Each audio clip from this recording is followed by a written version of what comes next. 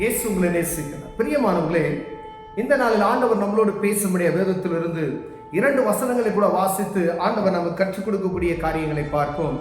ஏசாயா தீர்க்கதரிசியின் புஸ்தகம் 66வது அதிகாரம் 1-2 வசனங்கள் இப்படியாக சொல்லுகிறது. கர்த்தர் சொல்லுகிறது என்னவென்றால், வானம் எனக்கு சிங்காசனம், பூமி எனக்கு பாதபடி. நீங்கள் கட்டும் ஆலயம் எப்படிப்பட்டது, நான் தங்கியிருக்கும் ஸ்தலம் எப்படிப்பட்டது. என்னுடைய கரம் இவைகளை எல்லாம் சிருஷ்டித்ததினால் இவைகளெல்லாம் உண்டாயின என்று கர்த்தர் சொல்லுகிறார். ஆனாலும் சிறுமைப்பட்டு ஆவியில் நொறுங்குண்டு என் வசனத்துக்கு நடுங்குகிறவனையே நோக்கி பார்ப்பேன்.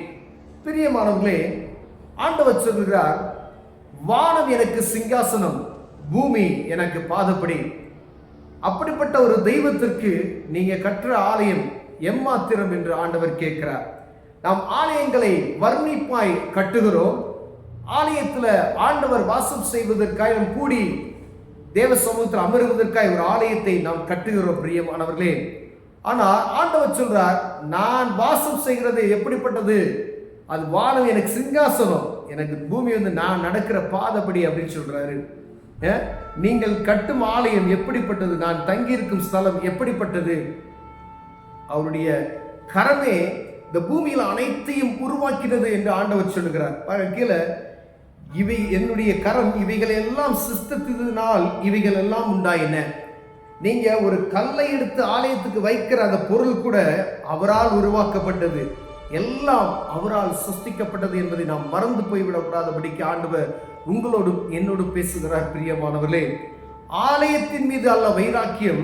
ஆண்டவர் சொல்கிறார், இதெல்லாம் உண்டாயின என்று கர்த்தர் சொல்கிறார். ஆனால் சிறுமைப்பட்டு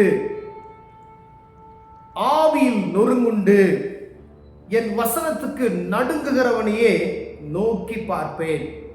நீ ஆலயத்தை கட்டி கொடுப்பது நிமித்தமாய், நீங்க ஆலயத்தை டெக்கரேஷன் பண்ணுவது நிமித்தமாய் ஆண்டவர் உங்களோடு இடைப்படும். இதெல்லாம் தேவை. ஆனா இதோடு பணி முடிந்து விட்டது என்று அல்ல. எந்த ஒரு மனுஷன் அவனுடைய சிறுமைப்பட்டு அவனுக்குள்ள இருக்கக்கூடிய பெருமை குணம் மாறி ஆவியில நொறுங்குண்டு, இந்த ஆவியில பயம், நடுக்கும், திகிலும் உண்டாகுமாயானால் என் வசனத்துக்கு, அவருடைய சத்திய வசனத்துக்கு நடுங்குகிற, இந்த வசனத்துக்கு நடுங்குகிற, கர்த்தருடைய வார்த்தைக்கு நடுங்குகிற ஒரு மனிதனை பார்த்து ஆண்டவர் சொல்லுகிறார், அவனையே நான் நோக்கி பார்க்கிறேன். எனக்கு பயப்படுகிறவன் எவனோ, ஆண்டவருடைய வார்த்தைக்கு பயப்படுகிறவன் எவனோ, இந்த வசனத்துக்கு பயப்படுகிறவன் எவனோ, அவனையே நான் நோக்கி பார்ப்பேன் என்று சொல்லுகிறார். ஆலயம் கட்டுவது தவறல்ல, இப்படி வேணாலும் நீங்க கட்டிக்கலாம். ஆனா சொல்ற ஆண்டவர், வானம் எனக்கு சிங்காசனையா, பூமி எனக்கு பாதபடி. அதனால இதெல்லாம் எனக்கு நான் உருவாக்குனது, இதை வச்சு நீ ஒரு உருவாக்குற, அதை செய். ஆனா எனக்கு பயந்து நடுங்கு, உன் இருதயத்தை தாழ்த்து, உன் இருதயத்துல நொறுக்கு, இருதய நொறுங்குதான் பாரு, கண் கலங்குதான் பாரு. ஒரு பாவத்தை குறிக்கும் பொழுது, ஒரு மனுஷனை பார்க்கும் பொழுது, ஒரு காரியத்தை பார்க்கும் பொழுது ஒரு இருதயம் எப்படி இருக்கிறது என்று பார்க்கும்படி ஆண்டவர் பேசுகிறார். பிரியமானவர்களே, கர்த்தருடைய வசனத்துக்கு நாம் செவி கொடுக்கிறோமா?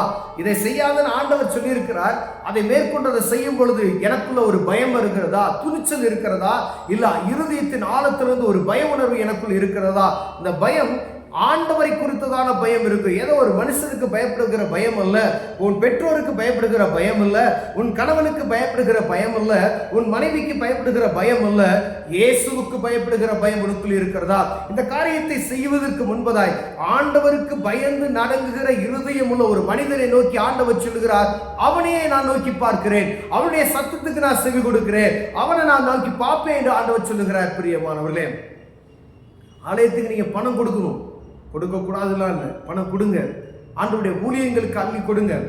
ஆனா உங்க இருதயம் எப்படி இருக்கிறது என்று பார்க்கும்படி ஆண்டவர் உங்களோடும் என்னோடும் பேசுகிறார். பிரியம், அநேக நேரங்கள்ல நம்ம ஆலயத்துக்கு சரியா போயிடுவோம், தசமபாவத்தை சரியா கொடுத்துருவோம், எல்லாம் செஞ்சிருவோம், ஆலயம் கட்டுவதற்கு பணத்தை கொடுத்துருவோம்.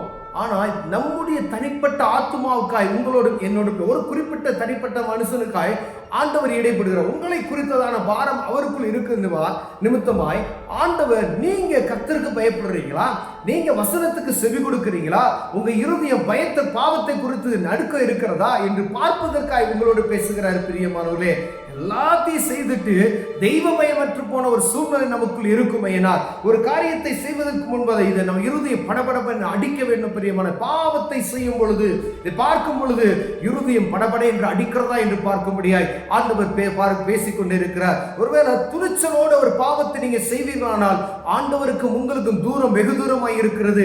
இதை செய்யலாமா செய்யக்கூடாதா அப்படின்னு ஒவ்வொரு காரியத்தை பார்த்து செய்வீங்க பார்த்தீங்களா? ஒரு தவறு, சின்ன தவறு, இந்த காரியத்தை செஞ்சுட்டேனே, என் மனசு பலபடன்னு அடிக்குதே அப்படின்னு சொன்னா ஆண்டவருக்கு பயப்படுகிற பயம் உங்களுக்குள்ள இருக்கிறது இல்ல. இதுதானே, இதுதான் காரியம் தானே, பார்ப்போம் அப்படின்னு சொன்னா ஆண்டவருக்கு பயப்படுகிற பயம் உங்களுக்குள்ள இல்லை என்பதை புரிந்து கொள்ள வேண்டும். பெரியமானவர்கள், ஆண்டவர் சொல்கிறார், எனக்கு பயப்படுகிற பயம் எந்த ஒரு மனுஷனுக்குள்ள காணப்படுகிறதோ அவனையே நான் நோக்கி பார்ப்பேன் என்று சொல்லுகிறார். வானத்தையும் பூமியும் உண்டாக்கின தேவன் பாருங்க, அவருடைய சத்தத்துக்கு செவி கொடுக்கிற ஒரு மனிதனை நோக்கி பார்க்கிறார். அப்ப நீங்க பேசுவதற்கு முன்பதாய், நீங்கள் கூப்பிடுவதற்கு முன்பதாய், கொர்நேலியு என்ற ஒரு மனிதனுடைய வரலாற்றை நாம் படிக்கிறோம். அவன் தானம் தர்மம் செய்கிறவனாய் இருந்த அந்த மனிதன் கர்த்தருக்கு பயந்து, ஆண்டவருக்கு பயந்து உத்தமமுள்ள மனிதனாய் நடந்தான். அவன் ஜெபம் செய்யும் பொழுது அந்த ஜெபம் பரலோகத்துக்கு கேட்கப்பட்டது. ஆண்டவர் உடனே அவனுக்கு மறு உத்தரவு அருளி செய்ய, நீ இந்த இடத்துக்கு போ, அங்க ஒரு மனிதன் இருக்கிறார், அவனை கூட்டிட்டு வா, இந்த ஜனங்களுக்கு கர்த்தருடைய வார்த்தையை போதிப்பான் என்று சொல்லுகிற நேரடி ஒரு தொடர்பை உண்டாக்கக்கூடிய காரியத்தை நாம் பார்க்கிறோம். அவன் கர்த்தருக்கு பயந்து உத்தமமாய் நடந்து சிறுமைப்பட்டவர்களை நினைத்து அப்படி இருக்கக்கூடிய மனிதர்களுக்கு ஆண்டவர் நினைச்சவர் நேரடியாக இடைபடுகிறவராக இருக்கிறார். பிரியமான, நம்மகிட்ட எப்படி ஆண்டவர் இடைபடுகிறார்? ஆண்டவருக்கு பயம் நமக்குள்ள காணப்படுகிறதா? நம்ம தான் நம்மளை ஆராய்ந்து பார்க்க வேண்டும். ஒருவேளை இப்படிப்பட்ட காரியத்தை நம்ம குறைச்சல் உள்ளவர்களாய் காண மாட்டோமே, ஆனால் தேவ சமூகத்தில் மன்னிப்பு. ஆண்டவரே, உமக்கு பயப்படுகிற பயம் எனக்கு வேண்டும். ஆண்டவரே, மனுஷனுக்கு பயப்படுகிற பயம் கண்ணியை வருவிக்கும் என்று வேதம் சொல்கிறது. ஆண்டவரே, ஆண்டவருக்கு பயப்படுகிற பயம், இயேசுவுக்கு பயப்படுகிற பயம் எனக்கும் எங்களுக்கும் உண்டாகட்டும். இயேசுவின் நாமத்தில் பிதாவே, ஆமென்.